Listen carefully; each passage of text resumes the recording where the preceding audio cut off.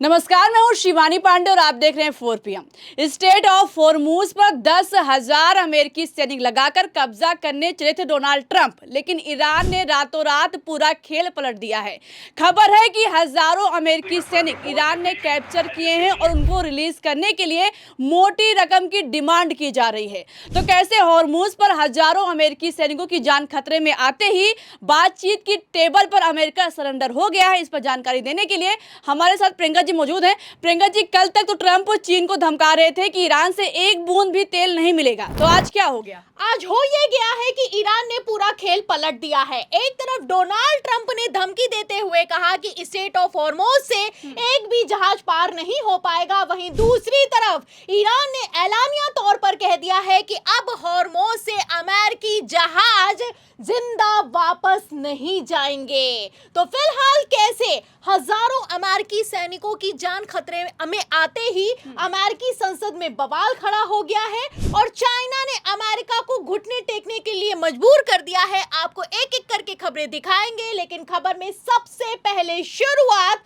Donald Trump से करते हैं कि किस तरीके से डोनाल्ड ट्रंप अपनी कुर्सी के जाने के डर से बौखला रहे हैं और हड़बड़ा रहे हैं। आपको बता दें शिवानी, भारतीय समय के मुताबिक आज डोनाल्ड ट्रंप की तरफ से एक सोशल मीडिया पोस्ट किया गया है जिसमें लिखा गया है कि China is very happy that I am permanently opening the state of Hormuz. I am doing it for them also and the world. This is situation will never happen again. They have agreed not to send weapons to Iran. तो Trump ने एक बार फिर से surrender कर दिया है और कहना है कि चाइना ने अमेरिका से वादा किया है कि वो ईरान को हथियार सप्लाई नहीं करेगा, इसलिए स्टेट ऑफ हॉर्मुज एक बार फिर से चाइना समेत पूरी दुनिया के लिए खुला हुआ है।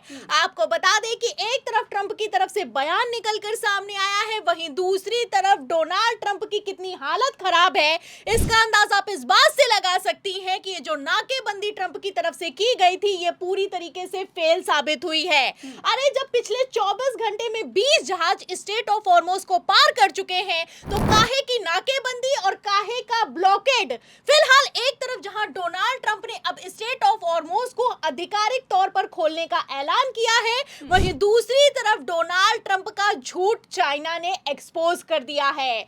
आपको बता दें शिवानी, एक तरफ ट्रंप कहते हैं कि चाइना ने हमसे कहा कि हम ईरान को हथियार नहीं देंगे, इसलिए हमने हॉर्मुज को खोल दिया। वहीं दूसरी तरफ चाइना ने पलटकर जबरदस्त पलटवार किया है। आपको बता दें कि चाइना के विदेश मंत्री हैं, उनकी तरफ से बाकायदा बयान निकलकर सामने आया है कि I want to put an end to the rumour circulating online that claim China has agreed with the United State not to supply weapons to Iran. तो आप देख सकती हैं कि किस तरीके से डोनाल्ड ट्रंप एक बार फिर से एक्सपोज हो गए हैं। चाइना ने क्लियर कट कह दिया है कि हम ईरान को जो हथियार सप्लाई करते हैं इस पर हमने किसी तरह का कोई डिसएग्रीमेंट नहीं किया है और सोशल मीडिया पर फेक न्यूज फैलाई जा रही है। तो आप देख सकती हैं कि किस तरीके से डोनाल्ड ट्रंप अपने ही बनाए जाल में बुरी तरीके से फंस गए हैं। एक तरफ ट्रंप कहते हैं कि चाइना अब ईरान को हथियार नहीं देगा, वहीं दूसरी तरफ चाइना कहता है कि हम हथियार देंगे या फिर कि नहीं देंगे ये तीसरा मुल्क कैसे तय कर सकता है। आपको बता दें शिवानी, इस जंग से बाहर निकलने का रास्ता खोज रहे हैं डोनाल्ड ट्रंप, लेकिन चाइना ने जिस तरीके से मुंह पर बेइज्जत किया है उसके बाद से हालत खराब हो गई अमेरिका की। फिलहाल एक तरफ अमेरिका के राष्ट्रपति डोनाल्ड ट्रंप कहते हैं कि हमने तो स्टेट ऑफ हॉर्मुज को खोल दिया है, वहीं दूसरी तरफ व्हाइट हाउस का बयान निकलकर सामने आया है कि स्टेट ऑफ हॉर्मुज अभी भी बंद है। That's so sad. We're doing it now. By the way, it's opening. The ships are coming back and forth.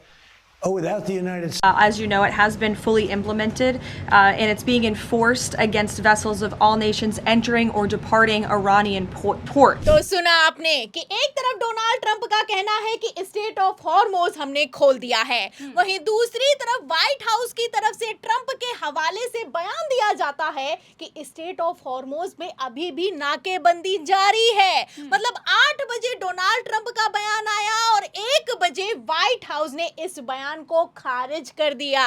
फिलहाल इन बयानों से, इस कंफ्यूजन से आप अंदाजा लगा सकती हैं कि अब अमेरिका को ये समझ में नहीं आ रहा है कि आगे करना क्या है। आपको बता दें शिवानी, खबरें यहां तक निकलकर सामने आ रही हैं कि जिस तरीके से स्ट्रेट ऑफ हॉर्मोज पर लगातार अमेरिका की तरफ से तैनाती बढ़ाई जा रही है, ऐसे हालातों में ईरान ने सख्त एक्शन लिया है। ईरान ने क्लियर कट कह दिया है कि सिर्फ हॉर्मोज नहीं, अब तो लाल सागर में जो बाब अल मंडेब है उसको भी बंद कर दिया जाएगा। मतलब अमेरिका तो छोड़िए, पूरी दुनिया की जो सप्लाई चेन है उसको तोड़ने के लिए ईरान तैयार है। एक तरफ ईरान ने एक्शन लिया, वहीं दूसरी तरफ मैं आपको बता दूं कि चाइना भी खुलकर सामने आ गया है।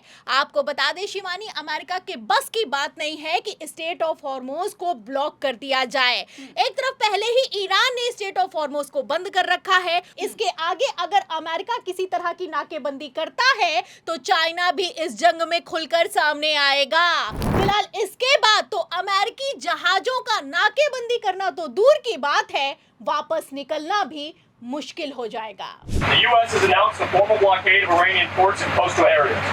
This is illegal action.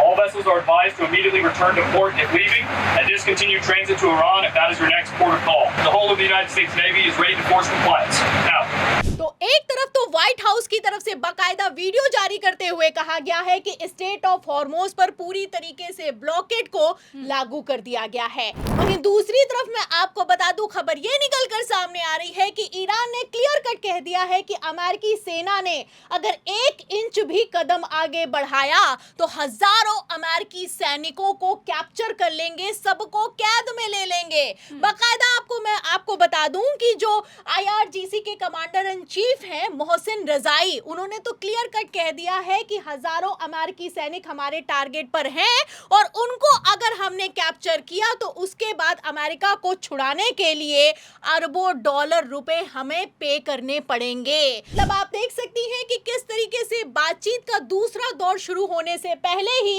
Iran ने क्लियर कट कह दिया है कि अगर आगे बढ़े तो बचकर वापस नहीं जा पाओगे।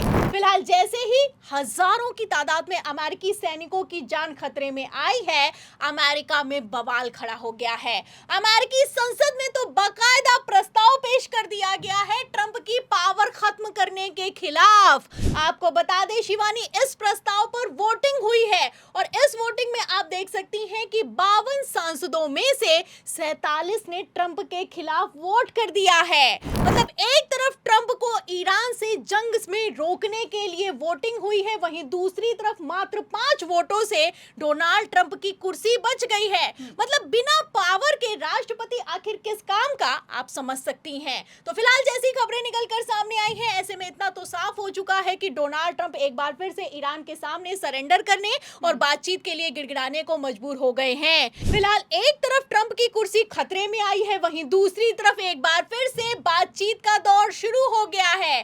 खबरें आप देख सकती हैं कि आसिम मुनीर ईरान पहुंच गए हैं और डोनाल्ड ट्रंप का प्रपोजल आगे कर दिया गया है। फिलहाल ऐसे जैसे हालात हैं, ऐसे में ईरान तो पीछे हटेगा नहीं। ईरान अपनी शर्तों पर अमेरिका को सरेंडर करवाने के लिए लगातार बार्गेनिंग कर रहा है। दावा तो किया जा रहा है कि पाकिस्तान एक बार फिर से मीडिएटर बन गया है, लेकिन क्या पाकिस्तान में दम है ईरान और अमेरिका की जंग को रुकवा पाने का, और क्या डोनाल्ड ट्रंप में दम है चाइना का सामना कर पाने का, अपनी कुर्सी बचा पाने का? ये आने वाले वक्त में साफ हो जाएगा। तो सीज फायर, युद्ध विराम और नाकेबंदी में पूरी तरीके से फेल हो चुके ट्रंप क्या दूसरे दौर की बातचीत में ईरान की शर्तों के सामने सरेंडर हो जाएंगे? इस सवाल के जवाब पर आपको क्या लगता है? अपनी राय बताइएगा, वीडियो को लाइक कीजिएगा, शेयर कीजिएगा, ज्वाइन कीजिएगा। देखते रहिए 4 PM। नमस्कार।